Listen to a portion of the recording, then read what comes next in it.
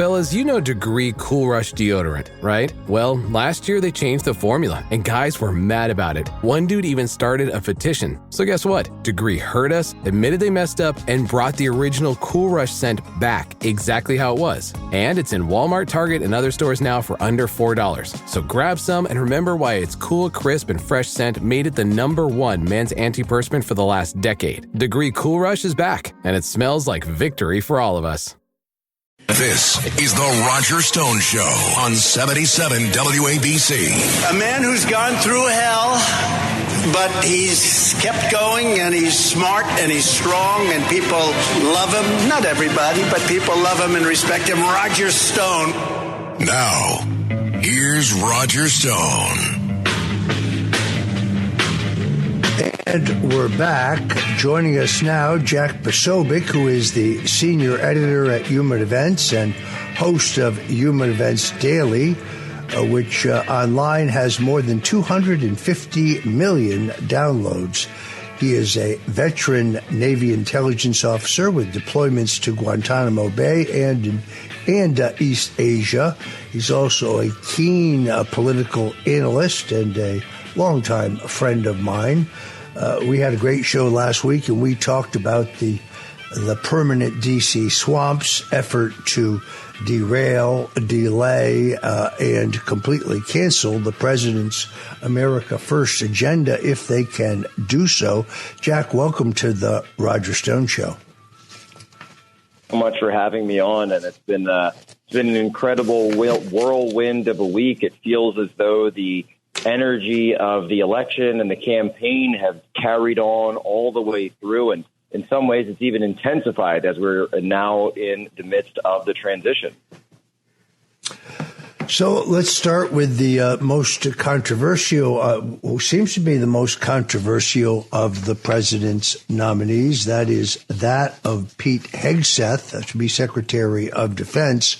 Looks to me like he's getting the full Kavanaugh treatment. In other words, people now step forward and say things about him that don't even appear to be remotely true in an effort to smear him. I think that this is it's an act of desperation.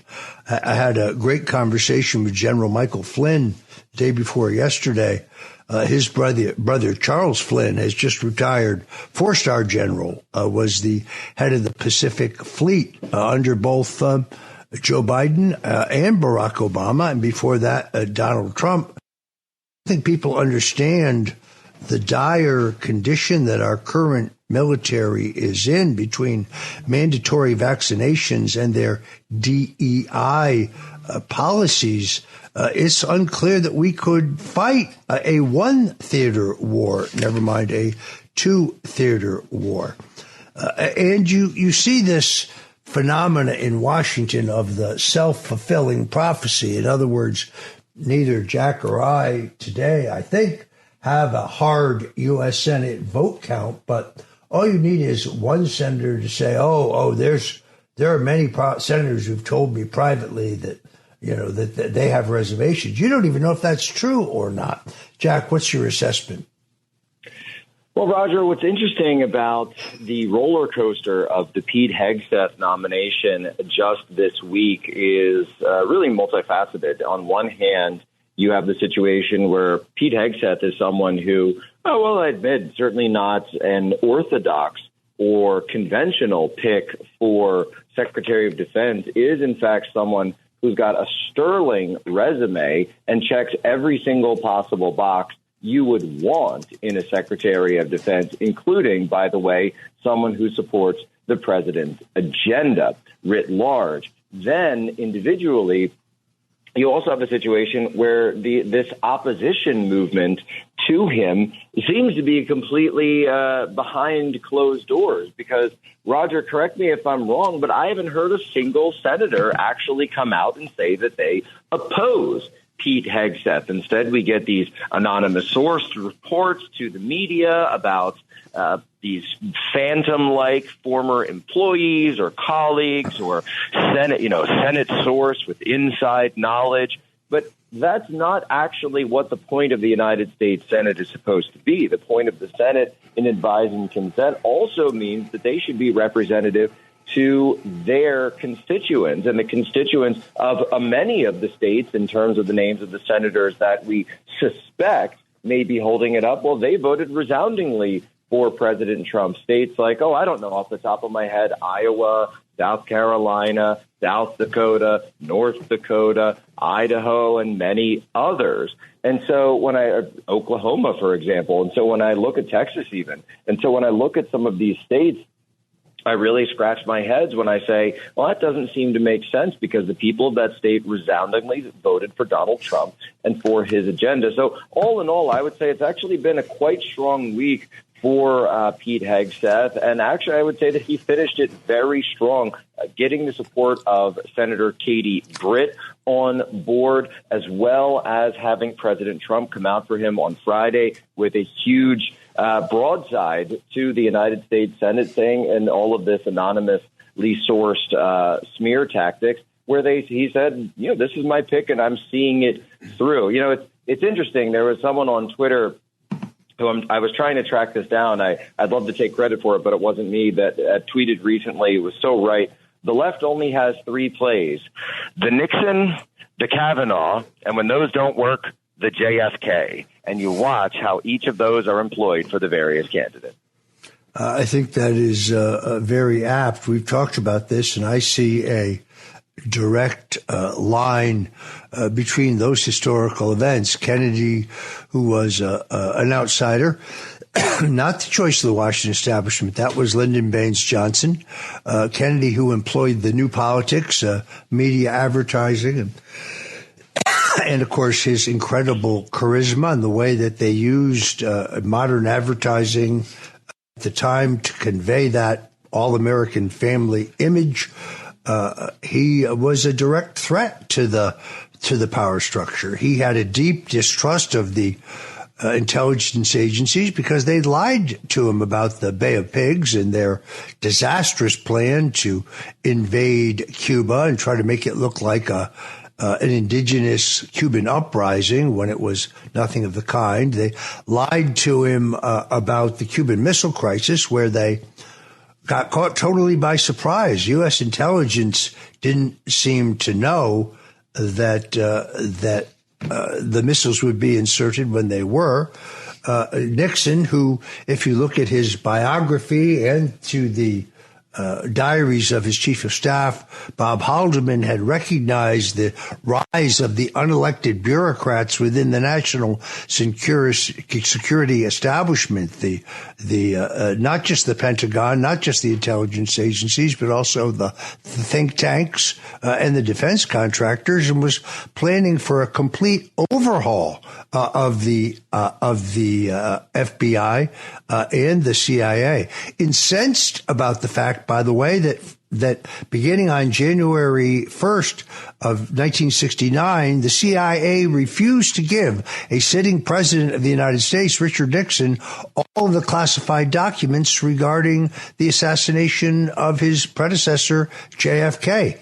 And then, of course, we saw the Russian collusion hoax. We saw the two fake Ukrainian impeachments. I fear more of the same. As I said on your show, when they can't beat you, first they try to beat you. And when they can't defeat you in the polls or the caucuses or for the nomination or in the election, well, then their goal becomes to delay or derail your agenda.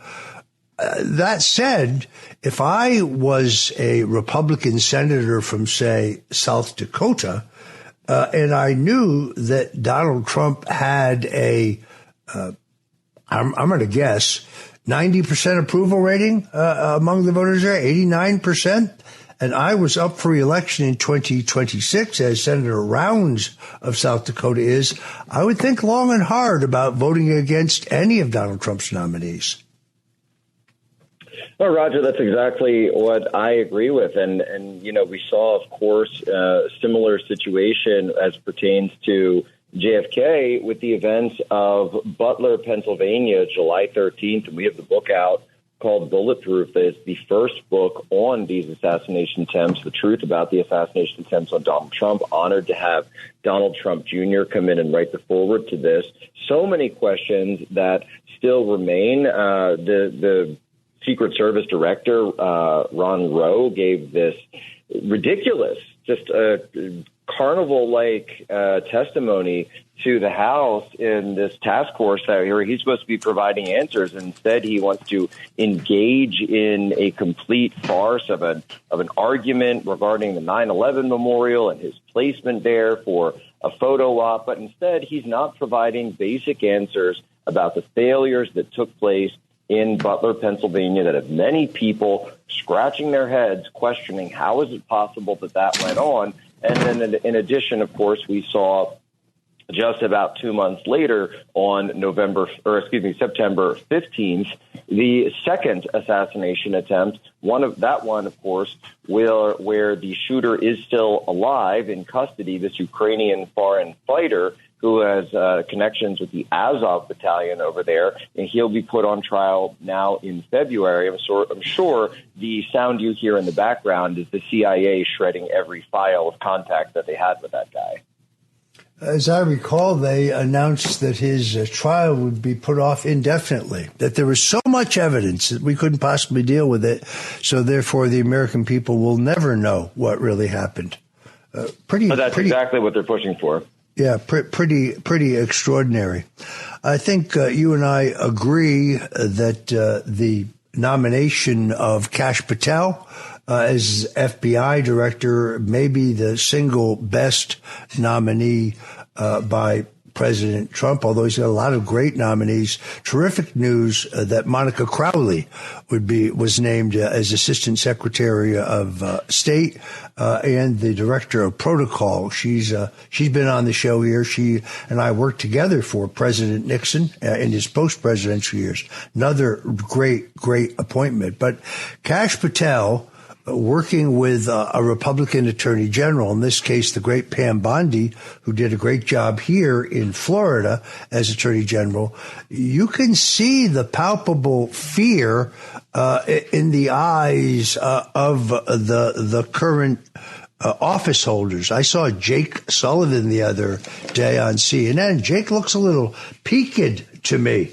And I think I know why. We know from one of the Durham prosecutions that Jake Sullivan absolutely knew that Donald Trump did not have a computer terminal in Trump Tower that was connected to a Russia's Alpha Bank. This was a completely meritless claim that a lawyer named Sussman had pushed to the FBI on behalf of Hillary Clinton's campaign, really the kickoff of the Russiagate debacle.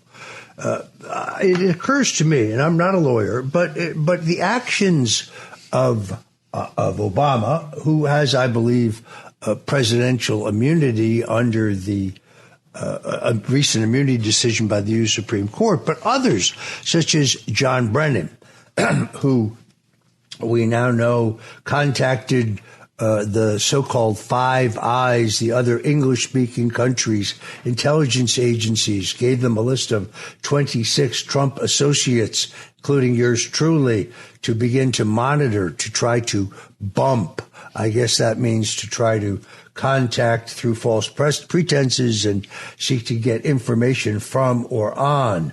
Also incredible, this off-the-books operation by James Comey that predates the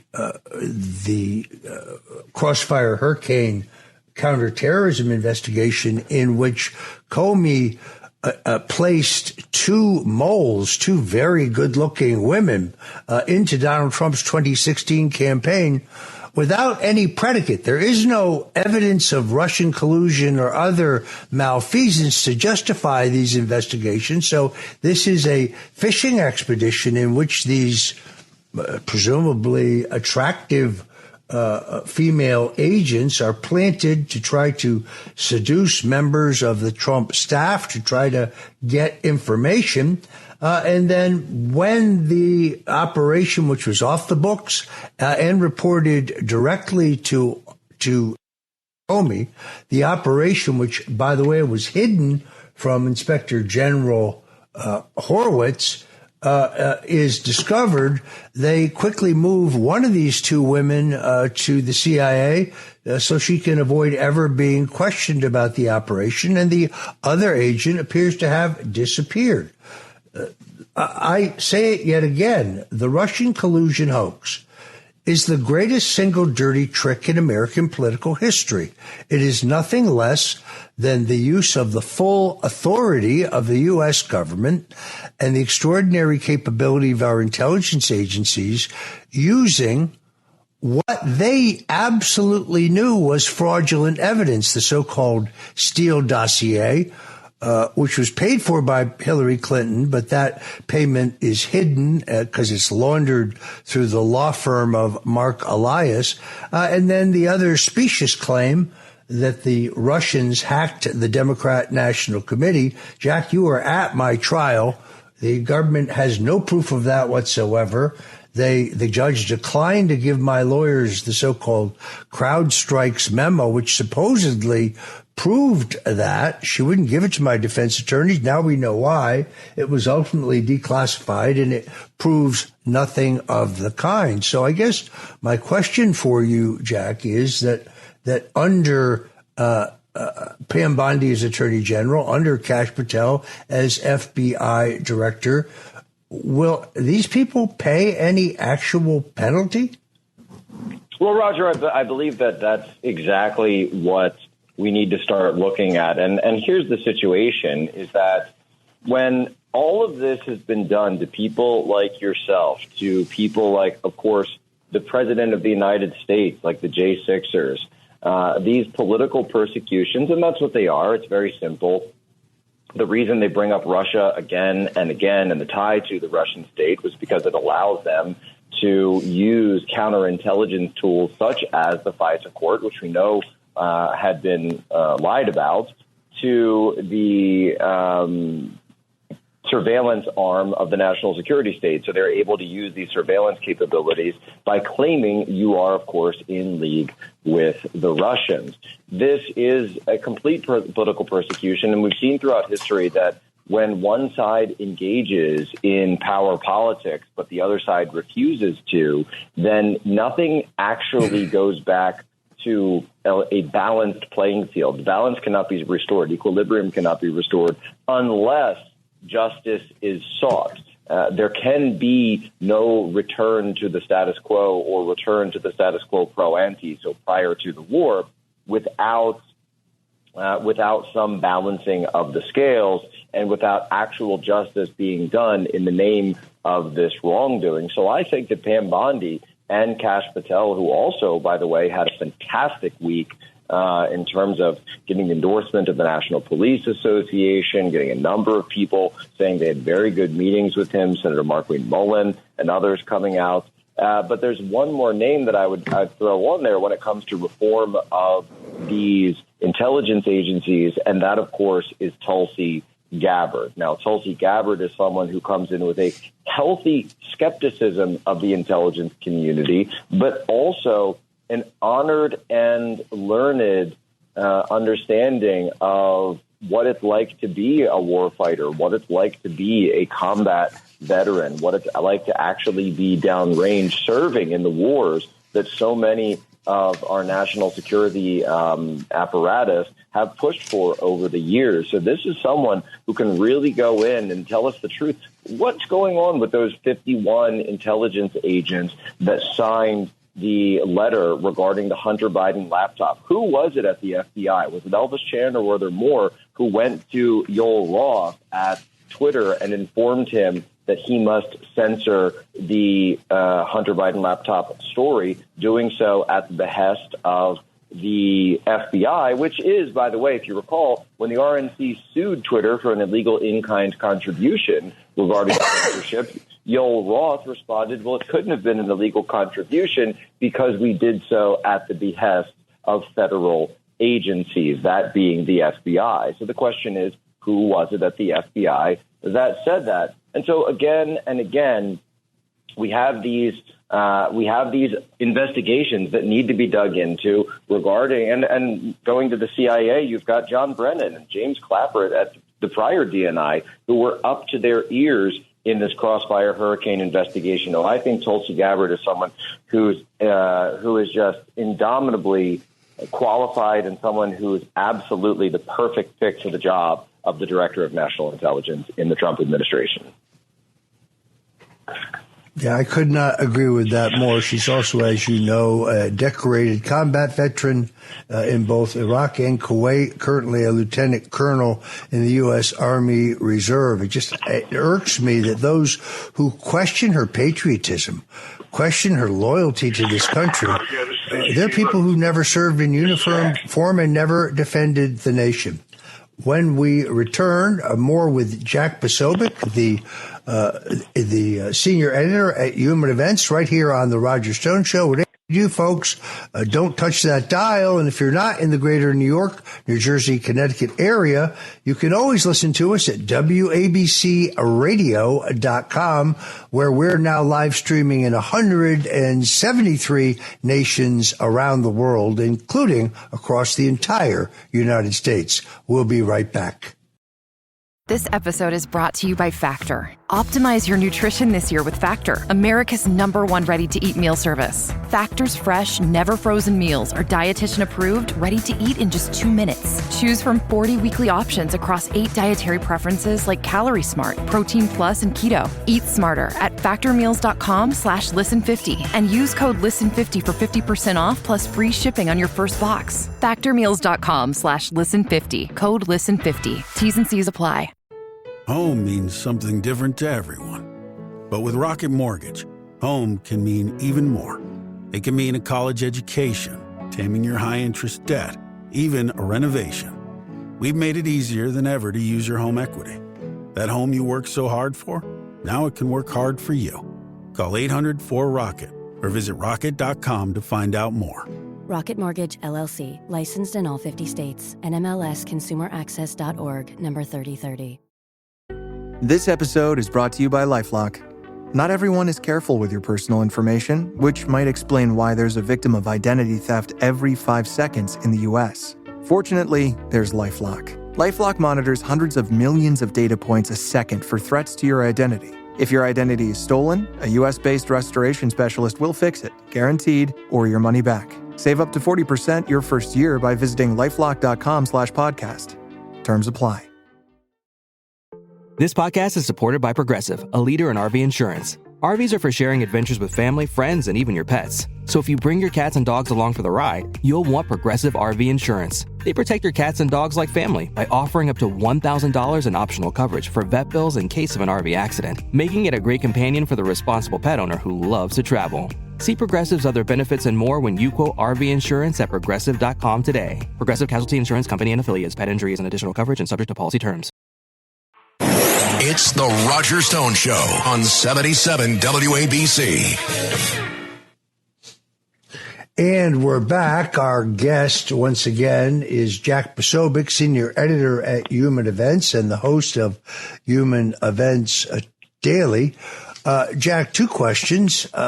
It's pretty obvious to me that Jake Sullivan and Antony Blinken, the 2 chief foreign policy officials in the Biden administration, are intent to drive the country into a world war before Donald Trump can get sworn in.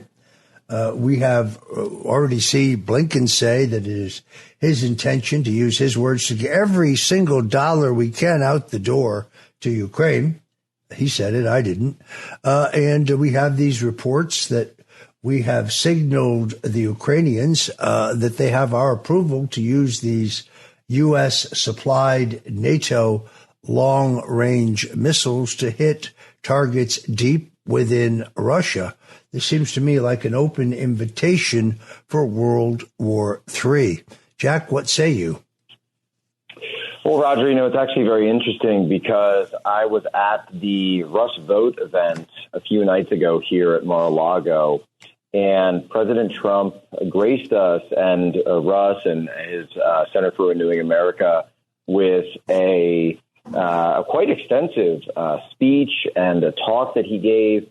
And he actually spoke at length about Ukraine and the Ukrainian conflict. And one thing that he said to myself and many of the others who were there, so I'm not revealing anything that the president himself didn't say to us, but he talked about how he's been receiving reports now from the intelligence community regarding Ukraine and regarding the situation there. And the main thing that he said was that he has now seen the real numbers of the casualties that have come out, particularly on the Ukrainian side. And he had also pointed out that Russia is, of course, losing people as well. But he said that when the real numbers come out, they will be shocking. And they are, in fact, much higher than what have been reported in public sources. And you could see very upset on his face. It was certainly a type of emotion that you're not used to seeing from Donald Trump.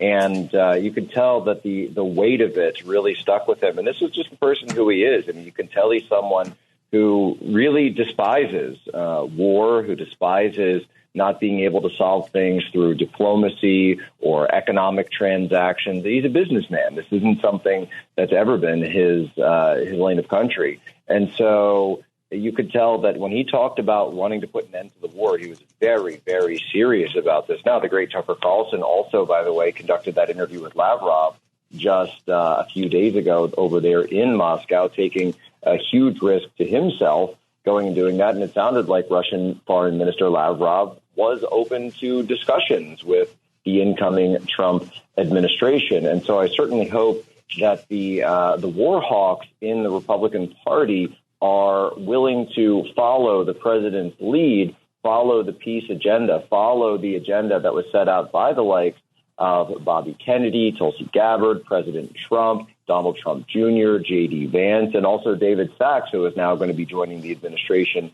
as well in a crypto AI role, who have all come out and said that this war has been an absolute calamity. It has the risk of devolving into a quagmire and ought to be solved as quickly as possible. So I just want to say thank you to the president for giving us that stark reminder of the real toll of what's going on there in Ukraine. And I remember visiting 2 years ago, right after the war started in May of 2022, and seeing some of the cities that were bombed and seeing some of the aftermath of the fighting, and just realizing that the people who live there, they just want it to stop and they just want it to be over. And so that's what President Trump has stood for. He has stood for peace in the face of the war party. All right, I'm afraid we have to leave it there. I want to thank my guest, Jack Posobiec, the senior editor at Human Events and also the host of Human Events Daily, which you can see on X. You can also see it on Rumble. Jack, thank you so much for joining us today with your expertise and your insights. Now, folks, don't go away, because coming right up is a good friend, a man with an incredible set of pipes himself, Joe Piscopo, who, let's face it, was funnier than Eddie Murphy any day of the week, and hosts the great show right here at 77 WABC with Sundays with Sinatra. Until next Sunday, God bless you and Godspeed.